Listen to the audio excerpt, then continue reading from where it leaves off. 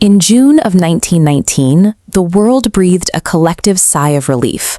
After surviving the most brutal, industrialized slaughter human history had ever seen, international leaders gathered here to engineer a permanent peace. These international delegates were drafting a master plan to outlaw global conflict entirely. Yet, by 1939, this exact document would provide the primary justification for a war even deadlier than the one they had just finished. This failure stemmed from a fatal contradiction. The treaty attempted to enforce a hard peace of total, crushing humiliation, but relied on a soft strategy of weak, fractured enforcement to keep it in place. This pairing of severe punishment and non-existent willpower ensured that peace would last exactly 20 years. The foundation was flawed from the start, because the architects were divided. The victorious Allied leaders might look composed here, but behind closed doors, they were at each other's throats. France wanted to permanently dismantle Germany's capacity to fight. Britain, however, needed a stable German economy to maintain trade and protect its own commercial interests. Then there was the United States. President Woodrow Wilson focused on an ideological vision centered on democracy and self-determination, largely ignoring the European desire for retribution. The resulting document was a messy compromise that left every negotiating party dissatisfied.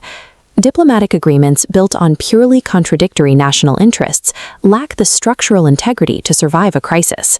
This diagram shows the physical toll. Germany lost 13% of its European territory, and its air force and heavy navy were systematically erased. Beyond the physical losses, Article 231 forced Germany to legally accept 100% of the blame for starting the war. Because they inherited all the blame, they inherited all the debt.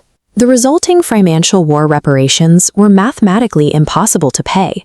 The national currency became so worthless that children used bundled stacks of cash as building blocks. Millions of families saw their life savings evaporate.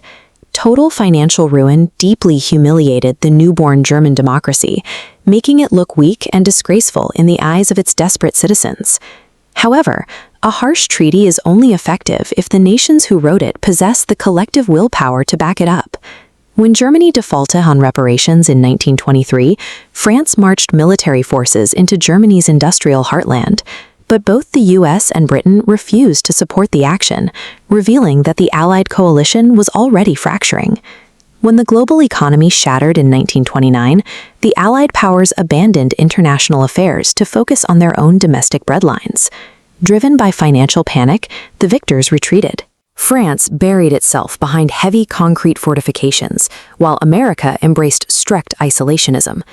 This total withdrawal created a massive power vacuum in the center of a destabilized Europe. Extreme political figures weaponized this misery, pointing to the hated treaty as proof of a great betrayal. Once a radical regime took control in Berlin, they began openly shattering the restrictions placed upon them by the Allies. The banned air force was rebuilt, and the military rapidly expanded well past its strict personnel limits. Terrified of triggering another global conflict, the Western powers chose a policy of appeasement over military intervention. This passivity confirmed the regime's belief that the Allies were too divided to enforce their own rules, encouraging further aggression. In September of 1939, as military forces crossed the Polish border, the peace drafted in Paris was officially over. The Treaty of Versailles demonstrates the inherent danger of a hard peace paired with a soft strategy. History suggests that you cannot inflict total, vindictive humiliation on a nation without possessing the absolute unity and strength required to maintain it. Treaties that prioritize punishment while neglecting stability ultimately tend to postpone an inevitable conflict rather than prevent it.